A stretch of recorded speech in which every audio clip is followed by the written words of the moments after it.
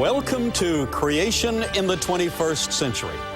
I'm your host, Carl Ball, founder and director of the Creation Evidence Museum in Glen Rose, Texas.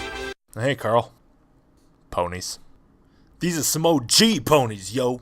Back when y'all bronies weren't even no vonies, dog. Brohoof.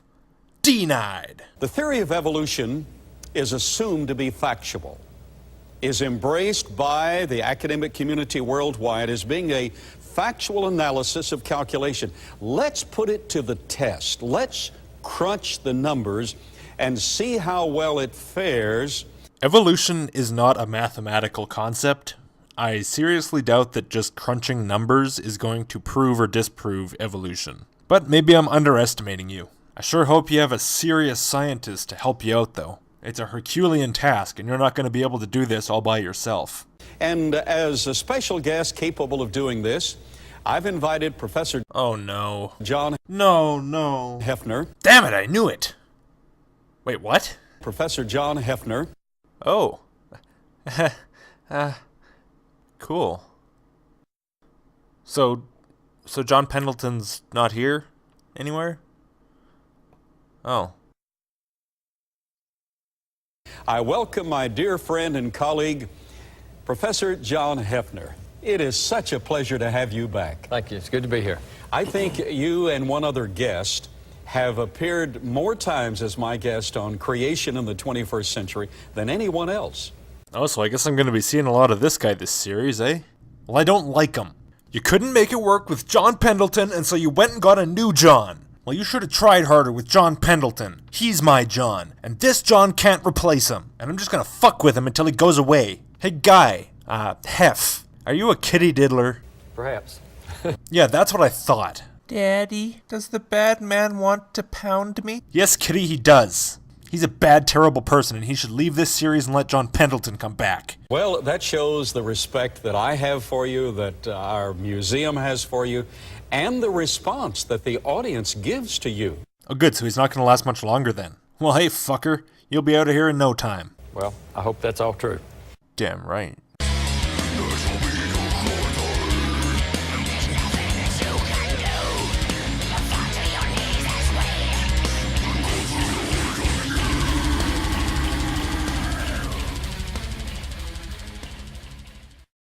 You and I were discussing before the program that communication not only involves our having something to say, but having... Shut up, Grandpa. Get to the point. We have no vested interest in these programs other than to just impart what we think we understand, and so that for the benefit of someone else.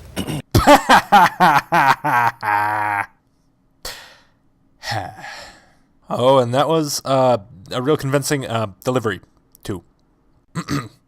I hope you don't play poker. As you and I have discussed before, we have much in common. One of the things in common is that we began years ago with an embracement of evolutionary theory. And you felt that evolution was supported by data and embraced it to some degree. So did I. I was taught that it was factual. I embraced it at a point in my career. But then the facts didn't really stack up well. Well, and it's tough being an evolutionist these days because information continues to come in that confounds that 19th century theory. Yeah, I know, dude. It's crazy. Like, you remember that lizard they found whose entire genome was nothing more than the first act of Othello encoded in DNA and repeated over and over and over again? Or where they found that giant field of fossils where the bear army fought the Leopleurodon army? They still haven't been able to figure out if that took place underwater or on land, but either way, that's pretty awesome. As we move forward in the 21st century reality, it's getting harder and harder, as I see it, to prop that theory up. And that's one reason the academic community has actually set laws and boundaries around which evolution can be criticized. It is not an open discussion in the classroom. Go figure that you can't tell kids that the animals came from Frosty the Snowman chewing a bunch of bubble gum, making a big ball out of it, and putting his magic hat on top. Who would have thunk that maybe the public school system wouldn't want that forced on the kids? You know, it's just so unjust. I mean, what does it really matter if your kids' heads are so full of made-up mythological stories that they have absolutely no way to compete in the scientific community and your country turns into a third world wasteland with a bunch of morons going around fucking their sisters? I mean, come on. But, you know, I shouldn't rip into creationism so cruelly sarcastically. I mean, after all, you're going to disprove evolution with math in this video, and after that, what else will we have to fall back on? We gotta have something taught in the classrooms, right? It's only logical. The theory of evolution is essentially spelled out in the Tower of Time, published, of course, professionally and embraced by the evolutionary community. And it's the concept that about 4.5 billion years ago, the Earth was created naturalistically as a spin-off, a nebular hypothesis. Which has literally nothing to do with evolutionary theory, but maybe you just misspoke. And about 3.5 billion years ago, early life evolved in the form of bacteria. Bacteria did evolve sometime around then, but you're a creationist and you just skipped directly from the formation of the Earth to the evolution of bacteria. So I think I see what's coming. But, Professor, it's amazing, as we probably will get to later. Bacteria are incredibly complicated, and they must have other biological systems or once living systems for them to thrive on. Otherwise, they find their demise. So instantly, we run up against some problems with evolutionary theory. What problem? You already said that bacteria evolved. That means, by definition, that there were other life forms before them. You say they evolved, but they needed stuff to live before them if they were going to survive. Well, I don't think that's quite entirely true. I mean, some bacteria can live off of strange things, but even if we say that they require something to live alongside or before them for them to feed off of, there's no problem here, because like you said, they evolved. So it's, in essence, it's a case of a math problem that you start with the answer and you ask the question then in reverse, well, what problem gives you that for the answer? So coming from that point in our history, the way we believe it, 4,500 years since the flood, at the rate of about 2.5 children per family, Correct. would yield what we find today, and that is 6.5 billion people on the planet. Which is the population today. Now, the public needs to understand that exponents are highly significant. When you see a 9, that means billion. If you see a 6, that means million. If you see a 12, that means trillion. Yes. Well, I'll say one thing for you. While I do believe that you've overestimated the education level of your target audience, I don't think you're that far off. 500,000 years at the same rate would yield 2.45 times 10 to the 990th power. Professor, that's an astronomical figure. Well, it's more than the number of electrons in the universe. Right, which means that what you're going to say next is, so even if we lived for billions of years, we would never reach that number. Right? Please? The number of electrons is 10 to the 130th power. That's right. And so just so people can see, look at the comparison. Using the Bible's numbers and common sense, we get 6.5 billion, which we've said. And here it is without scientific notation, just a handful of zeros. But how big is the number that you would get? Well, it fills up most of this poster here. Incredible. So I can only conclude that they do not crunch their numbers, or they would see, whoa, we can't go to press with this because this is not what we have. We know we have 6.5 billion. There's no dispute there.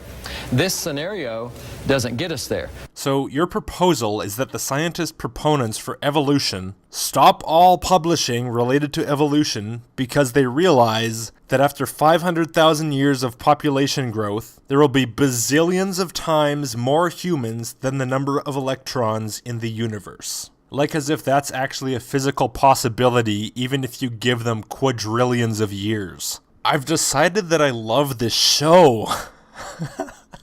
Seriously, this might be the best TV show I have ever seen. First the pterosaur trap in episode 1, and now the proposal that 500,000 years of population growth is a problem because we'll end up with Googles and Googles and Googles of people. Oh, Carl Baugh and Dick Chin, you might be my favorite people in the whole world right now. Actually, no, not you, Hef. You're still not the real John, and I still don't like you. So in a minute, we'll tweak those numbers and allow them to do some changing and see how we come out. We'll give them squirming room. But even more significant, a very fine new publication has said, wait, hold the presses.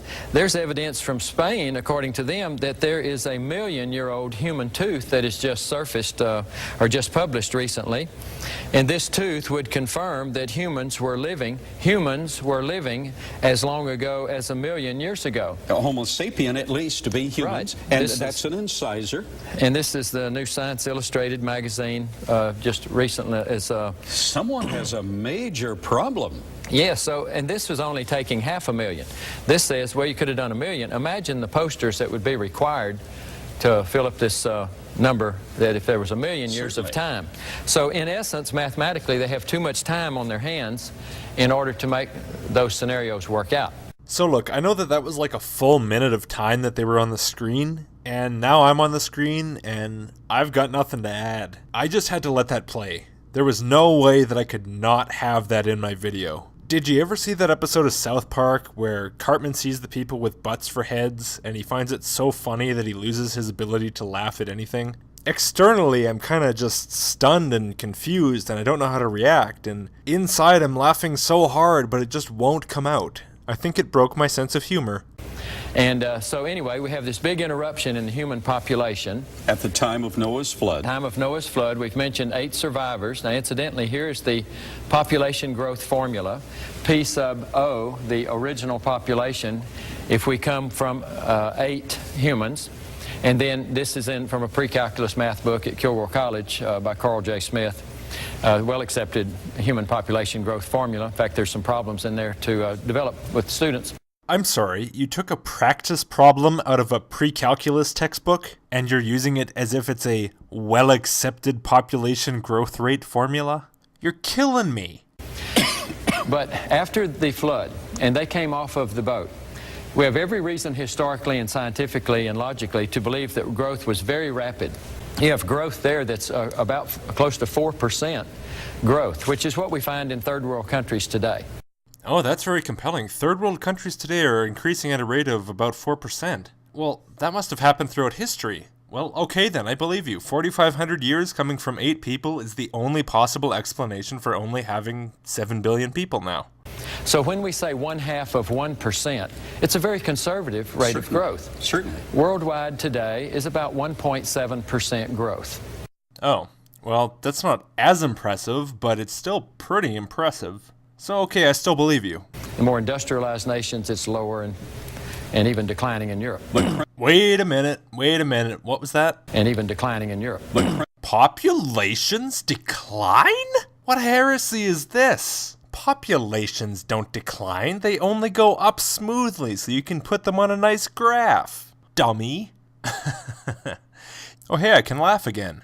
You know that clearing the throat tell of yours when you just realize that you fucked up? And even declining in Europe.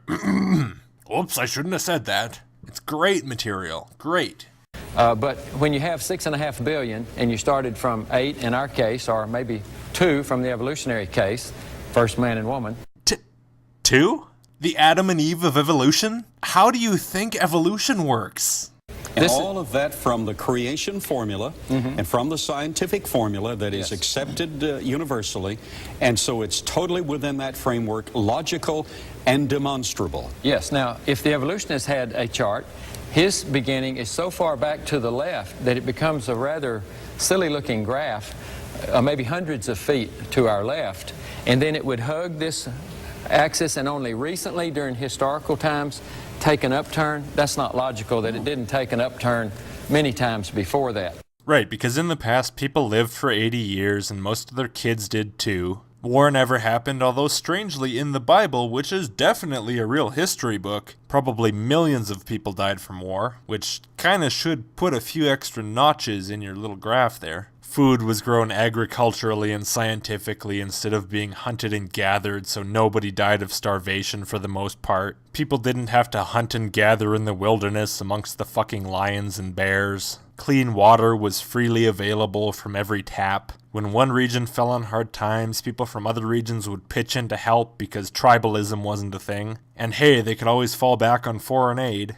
The sick and the lame and the people who fell on hard times had a welfare safety net so that if they had to get food when they couldn't afford it, they could still get it. When disasters struck, there were relief organizations to come and help people. Medical science was well advanced and medical care was mostly available for people when they needed it. Mothers went to hospitals when they had their babies and had C-sections if necessary, and the babies had good care so they rarely died. They could treat cancer. Appendixes ready to burst and wisdom teeth could just be removed in a fairly minor procedure. They had dental care to save the teeth. They could mend broken bones correctly. People had lots of citrus fruit so they didn't get scurvy. They had vaccines to prevent disease, and antibiotics and so on to treat diseases you already have. And their prehistoric equivalent of the World Health Organization prevented diseases from spreading around the globe and killing millions.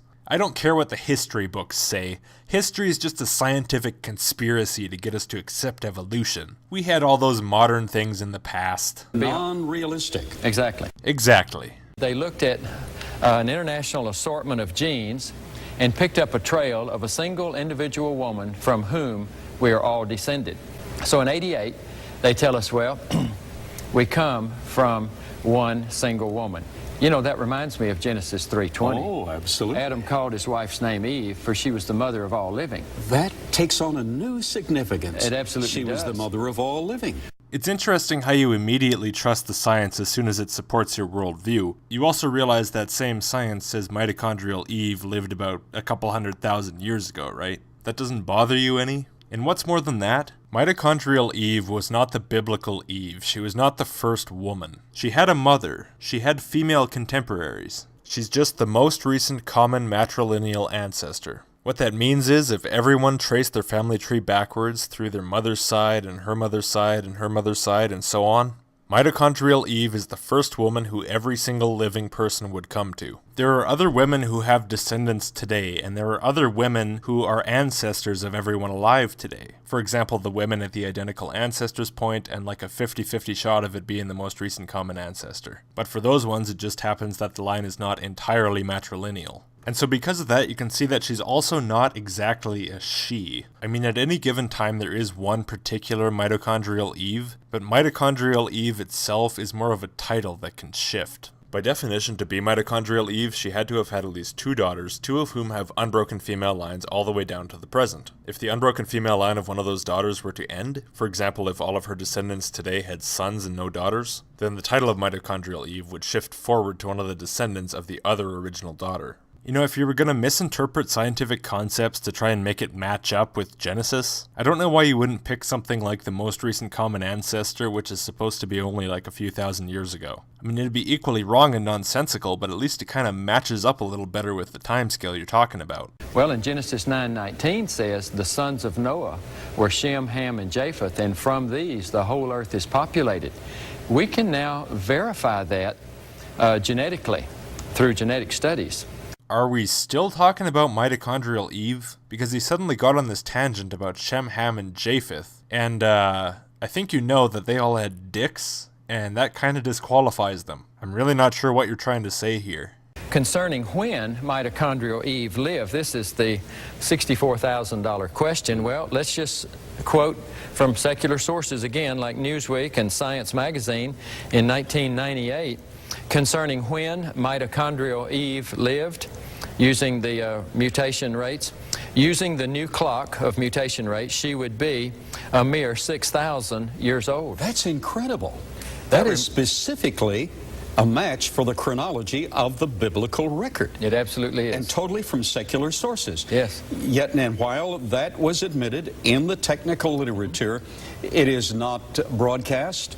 It is hidden essentially, that we can actually trace the mother of all living back to a mere 6,000 years ago. That's right. That's wrong. but I'm glad to see you at least tried to compensate for the long time scale. I wasn't sure if you were going to. A couple initial things. That was never a scientific consensus. It was mentioned in that document that you mentioned. I've linked it in the description. There's been some question about the mitochondrial clock, how long it should be, how often mutations occur, and things like that, I guess. But it's never been a scientific consensus. The general view is still that mitochondrial Eve was somewhere approaching a couple 100,000 years, give or take like 50,000. But of course, scientific consensus doesn't matter to you. You'd be perfectly happy to take the scraps of speculation and discussion that sound like they support your position when you read them third hand, and throw away everything else. But anyway, on to the main point. What would it mean if mitochondrial Eve actually lived 6,000 years ago? Would it mean that that was the biblical Eve? Would it be any evidence at all that that was the biblical Eve? The answer to both is no. Mitochondrial Eve could have 1,000,000 generations before her. It does not imply that she's the mother of the species, the earliest person. It means that she's the most recent common matrilineal ancestor. That's actually kind of the opposite of what you're thinking it means. Now that doesn't mean that if the biblical Eve actually existed, she couldn't be mitochondrial Eve. But if it did turn out that mitochondrial Eve actually lived 6,000 years ago, it would mean nothing for the biblical Eve's existence. So it's kind of stupid to mention. And finally, you say it's not broadcast, it's hidden. When it came out, it was published in Newsweek and Time. How is that being hidden? It's still public on websites all over the place. It was still publicly available in libraries and stuff whenever you made this video. And the internet was around then because this was made in the 21st century. The media doesn't care because it's technical scientific mumbo jumbo and nobody but scientists really cares. It has no impact on the truth of the Bible or really on anything else cultural. Does that clear it up? Good.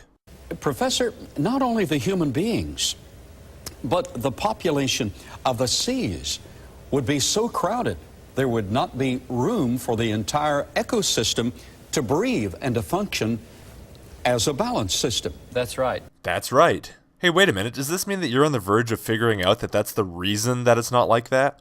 Now, in fairness, there's quite a range of opinion in the evolutionary community of when modern man appeared.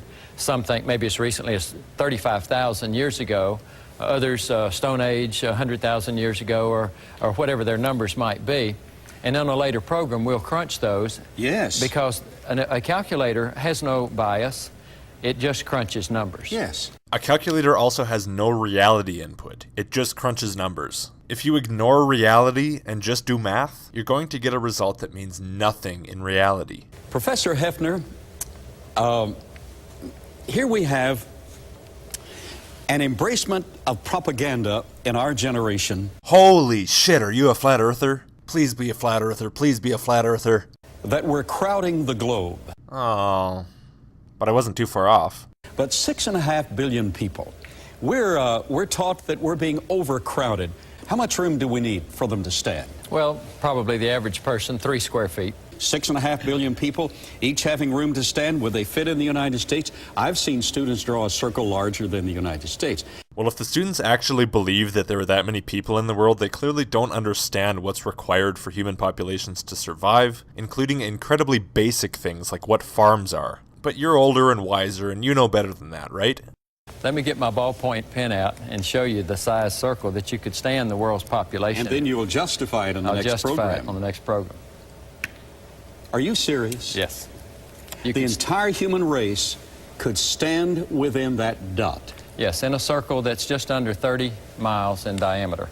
3 square feet per person, that's 21 billion square feet, and that comes out to about 1,950 square kilometers. So yeah, you're roughly right. And now you're going to discuss the basic living requirements for space, the agricultural requirements, the waste management requirements, the raising of animals for meat and eggs and milk and so on, not to mention all the unusable land for farming in the Arctic and Antarctic and such. The space the furniture and the houses take up, even if people have small houses, the roads, the businesses, etc., the forests and mountains, the limitations on how much the ecosystem can support, and all the other space requirements and limitations that drive the amount of people that you can fit into an area down. You're going to discuss that, right? Or at least mention it?